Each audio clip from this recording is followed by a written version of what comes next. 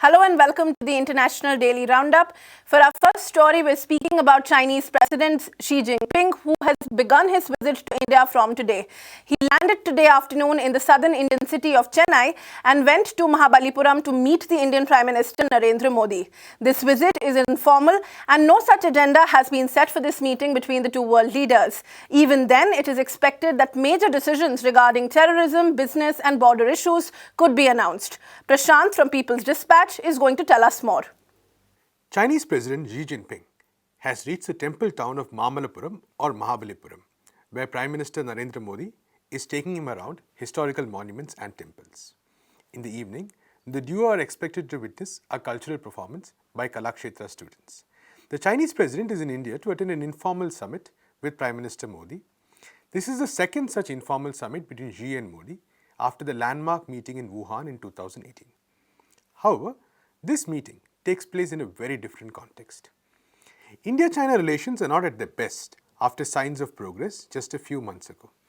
A key turning point was India's decision to remove the constitutionally mandated autonomy of the state of Jammu and Kashmir and split the state into two.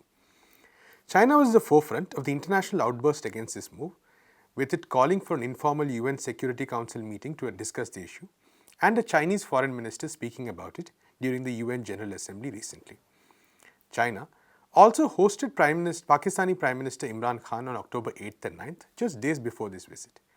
During these meetings, both countries reaffirmed their ties and Imran Khan briefed the Chinese on the country's stand on Kashmir. In return, India has held military exercises in the northern state of Himachal Pradesh.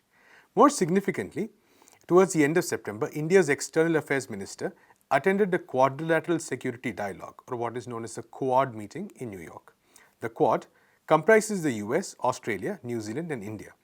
And India's high-level presence at this meeting was meant to be a statement, as the dialogue is seen as part of US efforts to counter China in the region.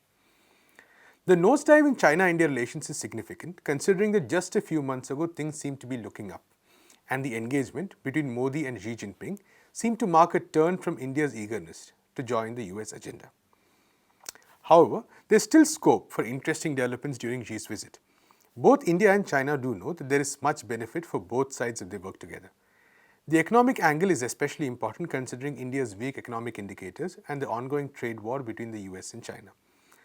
While the Indian side often tends to see all diplomacy through the Pakistan angle, there are voices on both sides which note that for China, the two countries need not necessarily be hyphenated. The risk is if the Indian establishment prefers cozying up to the US at the expense of its relationship with China.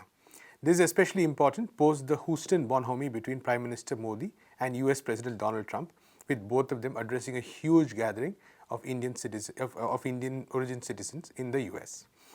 For the citizens of Chennai, though, where Xi landed a few hours ago, the visit has meant a virtual shutdown.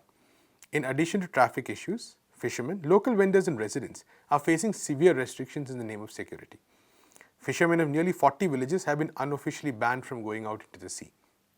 Street vendors in the temple town of Mahabalipuram have been evicted, and tourism too has reportedly been affected. The entire area and the old Mahabalipuram road leading up to it have been given a major facelift. Many online were left wondering why it took a high-profile visit for the area's amenities to be restored. This has provided much content for the thriving meme sector in Tamil Nadu. Meanwhile, in what has almost become a given, the hashtag #GoBackModi is trending at an all-India level. The hashtag trends every time Modi visits Tamil Nadu, where his brand of Hindutva politics has been opposed by all sections of society.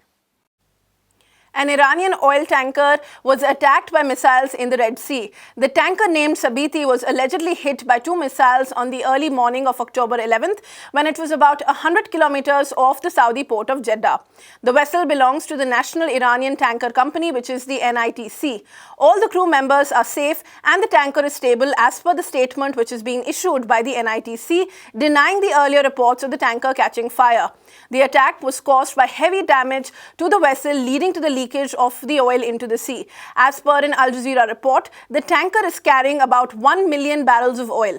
This tanker attack has created a similar fear as last month's attack on Saudi Aramco and has resulted in the international prices of oil rising by about 2%. The Iranian Foreign Ministry has said that they have faced these attacks before, but this is the first major incident which has been reported from the Red Sea. Moreover, the larger region has also been caught in what is being termed as tanker wars for the last 6 months. In June and July, there were a series of attacks on tankers belonging to various countries around the world. The US, along with its allies, Saudi Arabia and UAE, have blamed Iran for those attacks. Iran, on the other hand, has denied any involvement and has called these allegations as an attempt to legitimize the future attacks. Iran is already facing stiff economic sanctions which are imposed on it by the US after the US unilaterally withdrew from the nuclear deal. In July, UK had also captured an Iranian oil tanker, Grace 1, while acting on the behalf of the US. Iran retaliated and has captured the British tanker Stena Impero. Iran has also threatened to stop all oil trade from the Persian Gulf region in case it is attacked further. The US has used this threat and has aimed towards successive attacks on oil tankers to rally its allies to create a maritime security initiative for the Strait of Hormuz. Iran too has proposed an alternative regional security arrangement. We'll be keeping a track of that story. Moving on, the US Federal Aviation Administration has come under harsh criticism for failing to properly review the safety system in Boeing 737 MAX. Failures in Boeing system have led to 2 major airplane crashes, the first one in Indonesia last year and the second one in Ethiopia in March, collectively killing about 346 people on board. Consequently, the plane was grounded worldwide. The Joint Authorities Technical Review, an international panel of air safety regulators, was commissioned to look into the certification and the approval process of the plane model, and some of its findings were made public by Reuters and the New York Times today prior to the release of the full report. The report says that the FAA lacked the ability to effectively analyze a new automated system which was a part of the design of the new plane. This system, which is known as the MSAS, which is actually Maneuvering Characteristics of Augmentation System, was responsible for the plane nosediving in both the crashes. The review body said, and I quote, that the information and discussions about MSAS were so fragmented and were delivered to disconnected groups. And it added that it was difficult to recognize the impacts and the implications of the system.